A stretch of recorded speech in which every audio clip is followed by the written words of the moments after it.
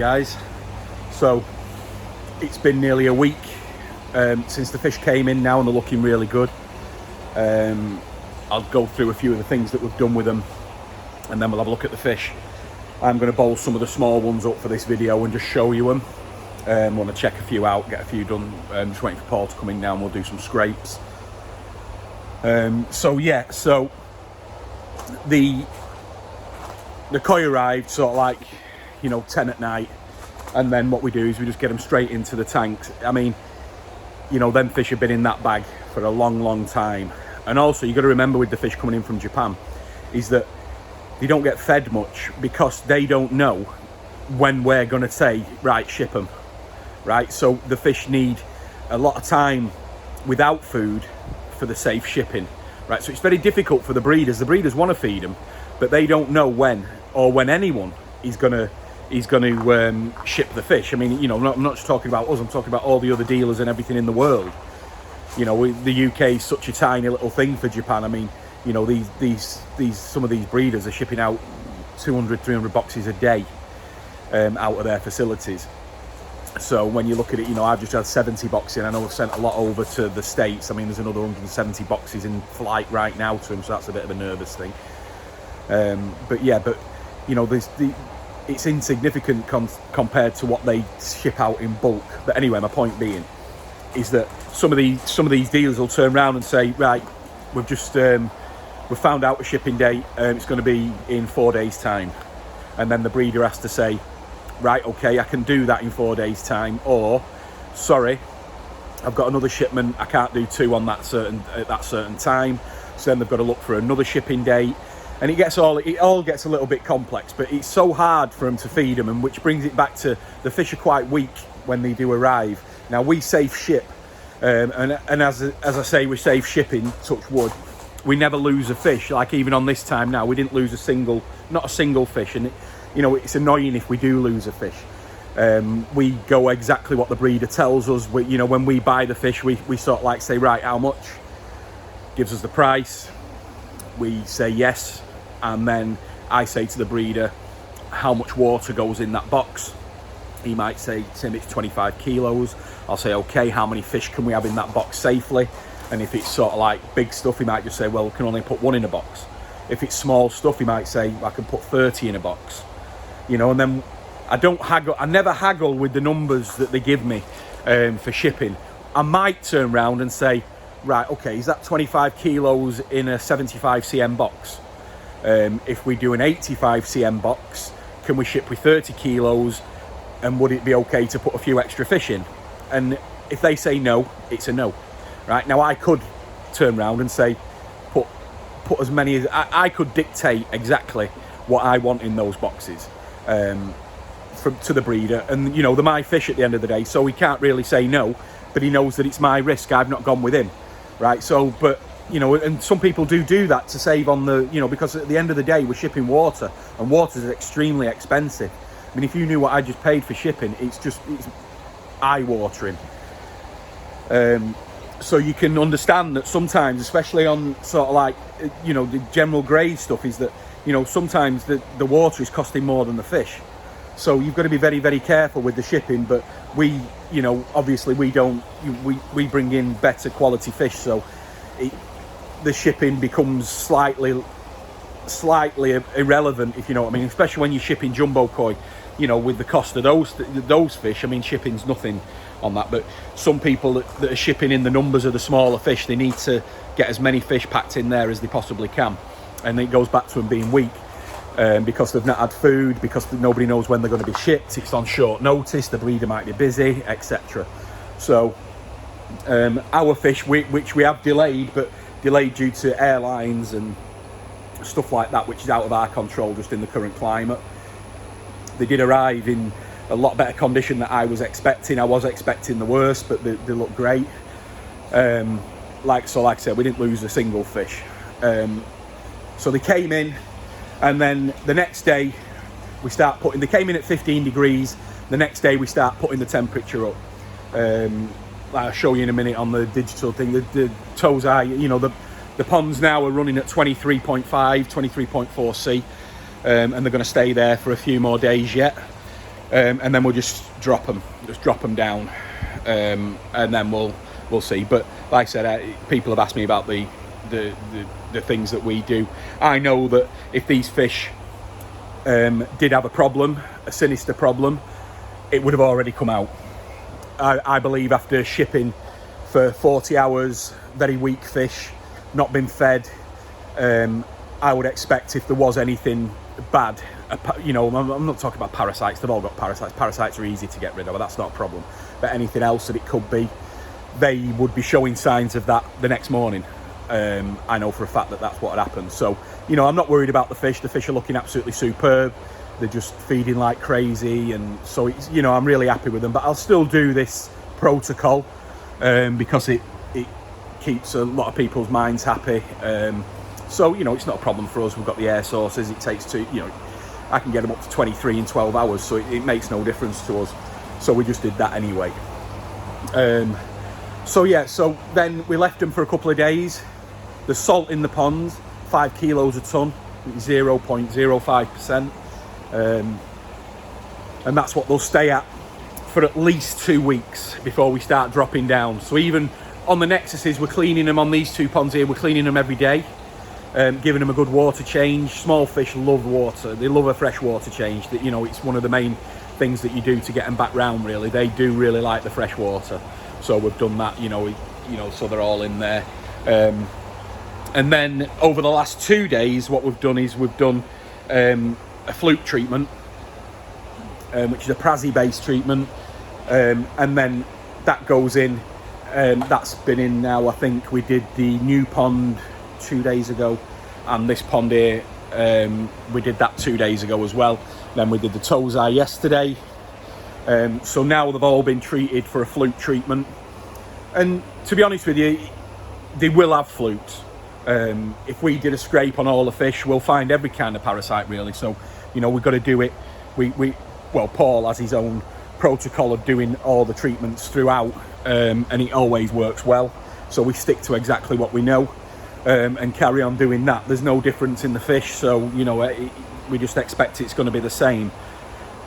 Some breeders in Japan, we do know, that have more parasites than others. Some breeders don't even put treatments in the pond. You know, that's just the Japan thing.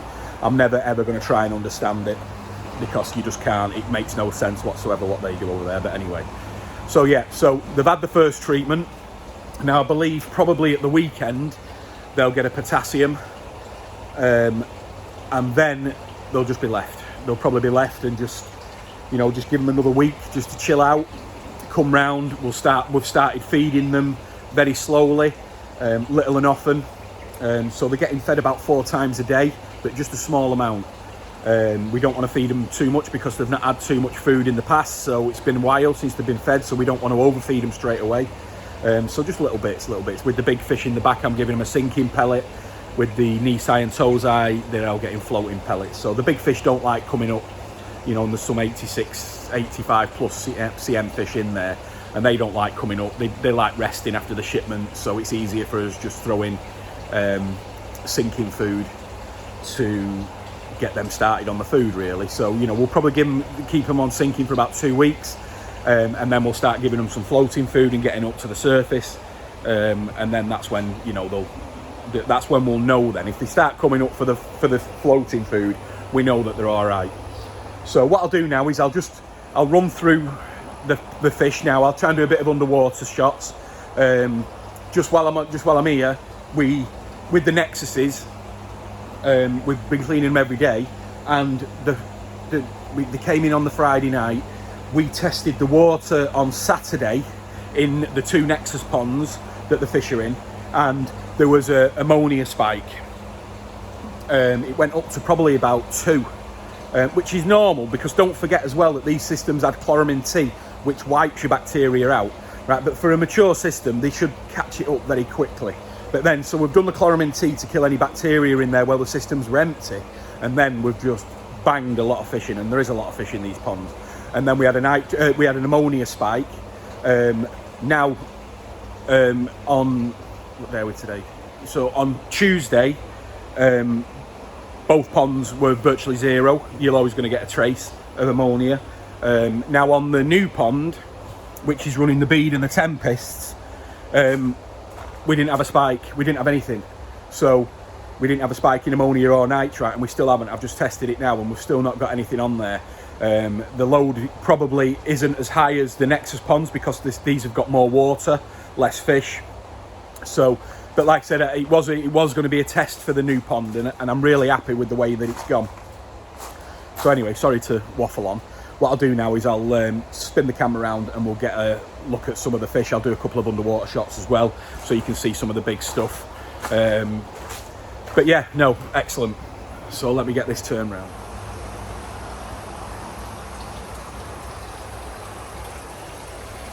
Coming on really well now. As well, when we've got the high levels of salt in, it takes off all the algae off the sides of the ponds. And also the fish are grazing on that algae as well on the side. You can see there's a harawaki over there just having a graze on the side of the pond. They do that all day long. That's all they do. They just keep grazing on the sides of the ponds, and then they're just ripping off the algae. So, you know, the pond, you know, you will have algae in there because the salt, for one's ripped it all off, and for two, that the fish just graze on it all day long. And that's the really good thing about having a mature system. Is that the algae's great for them, they're getting a lot of nutrients, it's really good for them. So, you know, we're dead happy with the way that these ponds are working at the moment.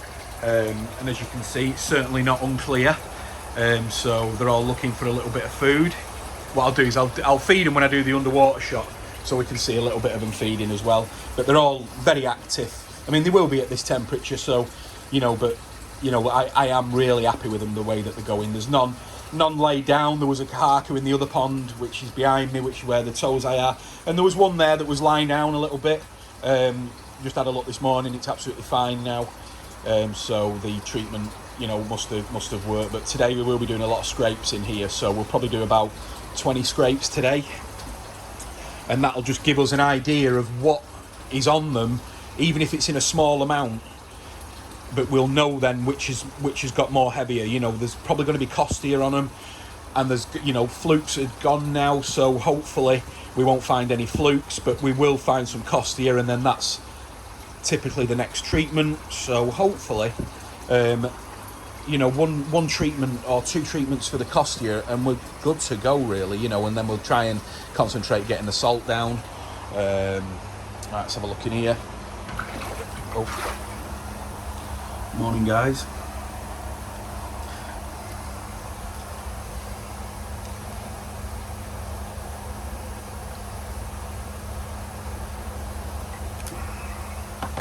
So up to about 23 and a half.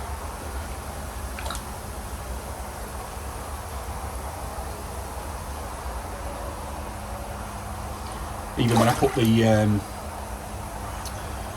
the vials in to test the water, these things are just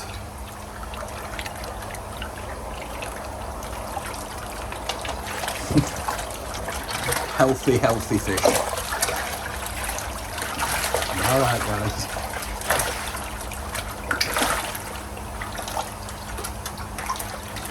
Amazing, really, for the length of time that they've been here. But like I said, the key to this is just the mature systems. I mean, they are really good now. What I'll do is I'll pull the covers off a bit more when I'm going to pull some fish up when Paul comes, and then we'll have a look at them. So now through.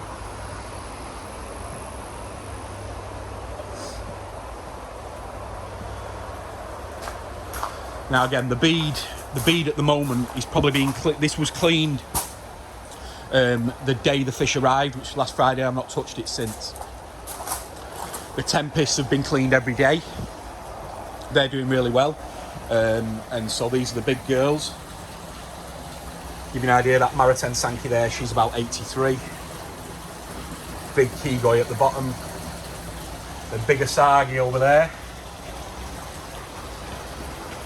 she's about 86.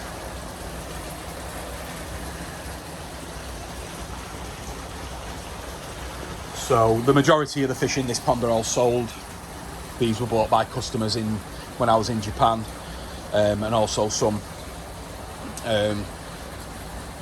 that have bought them off the pictures since I've been back. So yeah, there is a lot of these fish that are sold and going to the new homes. everything in here is going to the UK as well. So, you know, there's a monster Hajiro in there, and there's one of the black diamonds. They look fantastic, pure black, but you know, with the white fins and stuff, they look great. We probably have to see them when I do the underwater shot. This fantastic shower. But yeah, they're looking fantastic. Really, really happy with them, and happy that the systems are coping as well as that they are. And at the end of the day, this is why I use the systems, because they do work. I mean, you know, how many fish are in this pond? A lot more than what you'd have in your system at home. Same with the other systems, and those ponds could hack that system, hack that stocking rate for as long as needed. That's not a problem. They'll just carry on doing that, no problem. I mean, obviously, when you do have that higher stocking rate, you've got to do more maintenance. It's just the same with any filter, but they do. They're working fantastic. Right, I'll just get the cover off my phone, and we'll do some underwater shots with the feeding. I'm feeding her we call it a growth food. It's not as high in protein as, you know, it's not as low as wheat germ, but it's not as high as sort of like the premium food. So it's a bit of a mix in the middle. But they're at high temperature, so they need to have a good protein level, really, to get them going up there. But, you know, at the temperatures there are now, we never reach these temperatures in the UK. So, but anyway.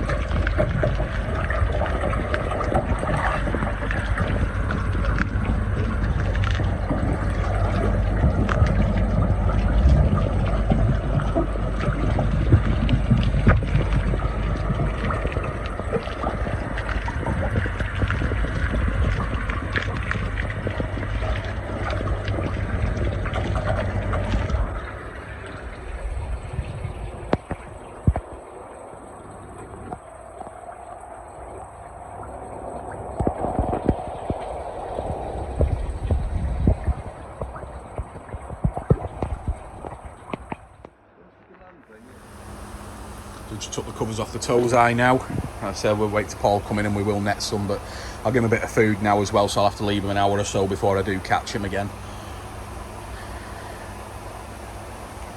But they are looking good. They're looking really, really good. You can see some of the Goshkis, some of the Achibas, Deutsche Achiba, some beautiful Sankis. The showers are unbelievable. Yamabuki's there. Like I said, I'm not sure how I'm going to work this yet, because it's just, for, you know, we've got a lot of customers down south and all the way around the country now, you know, where you just can't nip in and pick your own fish. But, you know, it's going to be so hard to figure out. Me and Paul have been talking about what we're going to do with it. So, you know, when we do the deals, but we're not going to be able to photograph individual Tosai and, you know, stuff like that, because for one, we've got nowhere to put them. I mean, last year we must have had, you know, up to 100 people buying packages of Tosai from us, and, you know, we just trying to get everything, trying to put them separately just so we can get them shipped out. It's just impossible. So we are working on trying to do something, but I don't know what we're going to do. But anyway, let's get some food in.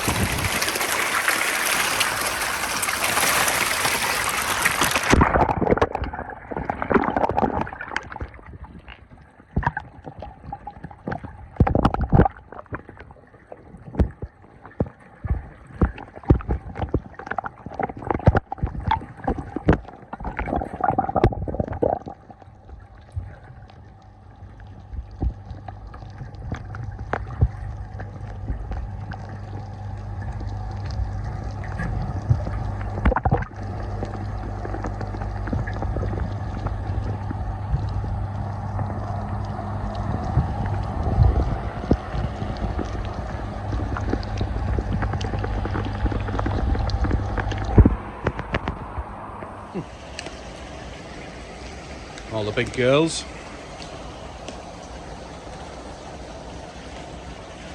Like I say, near the sinking food.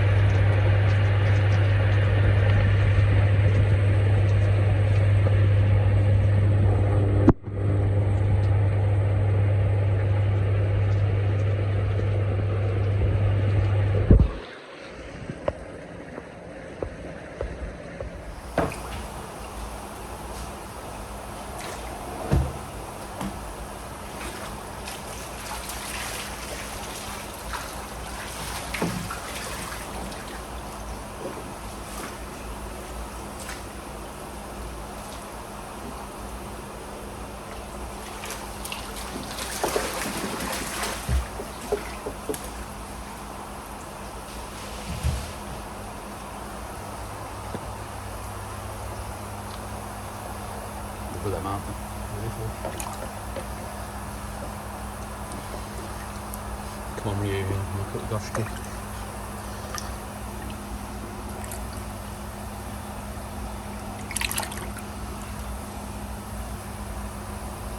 Like a Matsuda's. Maybe show us them. Beautiful.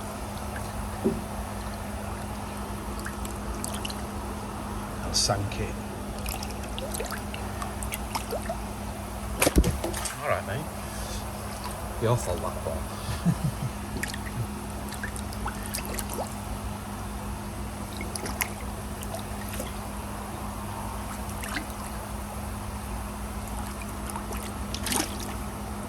Look at that.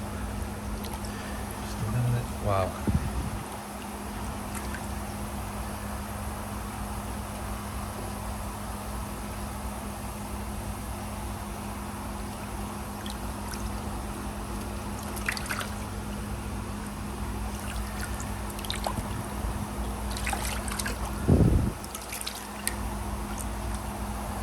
Beautiful.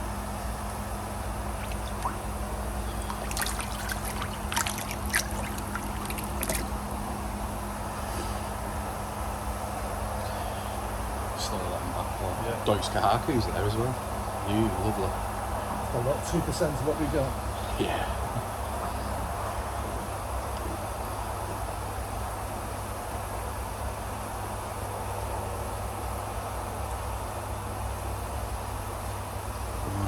Covered back up again, put that heat in.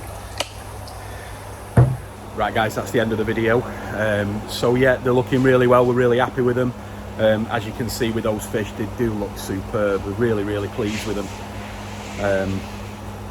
So yeah, but like we said before, it's just going to be so difficult to try and make individual pieces. It's just going to be impossible, guys. So I will do the video on them probably next week now, of the fish that we're going to put in the packages. What I'll probably do as well is I'm going to put them straight onto the website, so it'll be easier for ordering. Obviously if you do want to ring me and sort it out, I can. Now I think probably what we will do is that with the varieties, if you want certain varieties, then that's not a problem, but individual pictures is just impossible, guys. I can't physically photograph all them individual fish. So we will be doing the packages, and we will be getting out there. And I know a lot of people are calling up right now, just asking about the Tosai and stuff, and they will be coming soon. We want to sell them as quick as you guys want to buy them. So, but yeah, so we will be getting them sorted soon. But like I said, it could be a bit more difficult for people that can't get to the shop. But yeah, but we'll sort something. All right, guys, thanks for watching. Please subscribe, give us a thumbs up. Thanks, guys.